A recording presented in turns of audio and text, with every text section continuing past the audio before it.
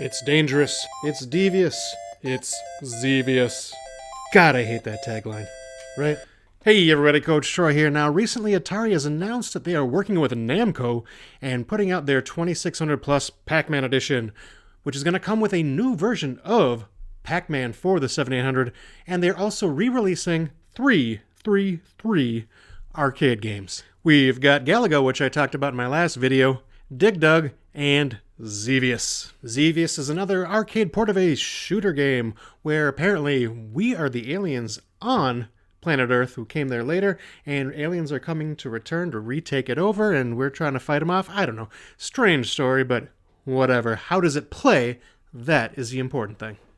So here we go. We have 3 different difficulty levels that we can do, though truthfully, I can't tell the difference.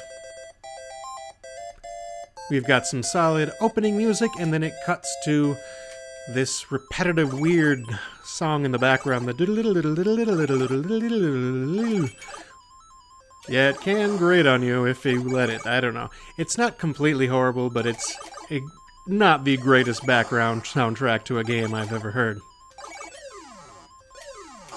Now, the graphics are actually pretty solid for a 7800 game, and while they are a little bit muddy and a little bit muted, I don't think they look too bad at all. Your spaceship looks decent, and enemies are varied and come in all different shapes and sizes. But of course, the most important thing is not how it looks and sounds, but how does it play? And it controls pretty well. Your spaceship moves around pretty decently at a good speed. Doesn't feel like you're fighting your controls at all.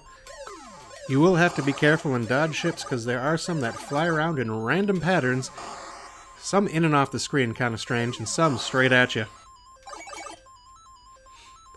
But you aren't completely defenseless? No, you have 2 different modes of attack. You can either fire straight ahead in the air, or you can drop bombs in front of you. You will have an aiming reticle that is a couple inches in front of your spaceship there, and that's going to show where the bombs are going to blast.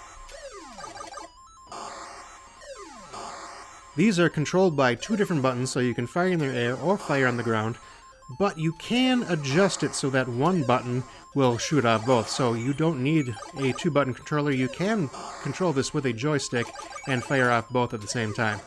That is kind of the gimmick here, the fact that you are firing on both in the air and on the ground, so you have to be careful how you attack your opponents.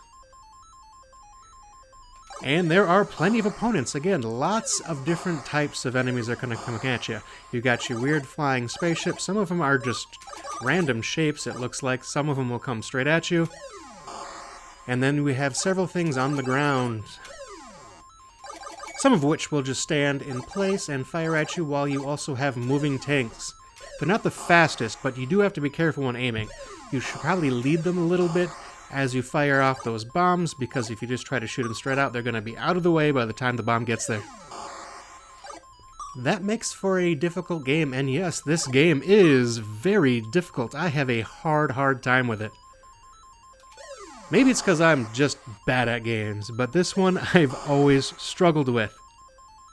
I never seem to get too far in it. I know there's different secrets. You can find hidden things that you can bomb that will give you extra lives and extra points, I believe. But I've yet to find any because I can't get that far in the game. There are motherships that come out, which I have never been able to destroy. I think you're supposed to bomb them in the center, but there's way too much on the screen. I have never been able to get one. Luckily, though, if you just wait a little bit, they will run away. Why exactly they're running away from a terrible pilot like me, I have no idea. But hey, I'm just glad they're gone. And so there we got Xevious. Again, it sounds decent, not bad for the TIA chip, right? It does a good job with the sound, I think. We got some nice music in the beginning. Yes, the in-game soundtrack might get a little bit grating if it gets on your nerves, I don't know. And the firing, it's not bad. I think it's got decent sound. And again, with the graphics, it looks pretty good. It looks like an arcade game for sure. Yeah, the backgrounds are a little bit muddy, but I still think they look nice. There's good stuff going on in the back there, so it makes it actually feel like you are moving on, like you're traveling the Earth trying to defend it. And it moves very smooth. For as many sprites are on that screen, coming at you, firing, shooting, there's no slowdown and there's no flicker, which, again, that's the 7800. It did a very good job with lots of sprites, so kudos to the machine for that. And it does control well and does what it's supposed to do. Your firing is, you don't feel like you're messing up at all, and it doesn't feel completely unfair with how it controls. It's just a very difficult game. I struggle with this one. I don't know why I struggle so much. There are 3 different difficulty settings, but I go on easy, and I actually feel like I do better on the medium difficulty than I do on the easy mode. So I don't know. I don't know what to tell you there. It's just, no matter how you slice it, this game is tough. And I feel like I should like this game, but for some reason, I'm just not a big fan. I don't know what it is. Maybe I do. Maybe part of it is, in a game like this, a shoot 'em up, as you're going through, I feel that there should be some kind of weapon upgrade. I do like how there's 2 different modes to shoot, but I just feel like even in Galaga, you'd get the double ship. In Tiger Heli, you just get the... You don't need much.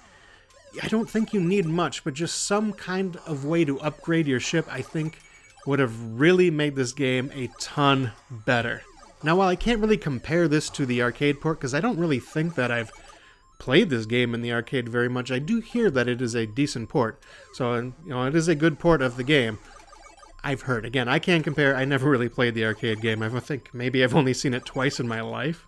It definitely wasn't as abundant as Dig Dug or Galaga were, that's for sure. But if you like arcade shoot-em-ups that are difficult and give you that challenge, then this one might be a good one for you. Me personally, I'm going to stick with Galaga or that new port of Tiger Heli, which I'm enjoying the heck out of. You can check out my review on that one. But hey, like I say, maybe I'm just bad at games and need something a little easier. So next up, I got one more of these Namco arcade ports to go over, and that is going to be Dig Dug.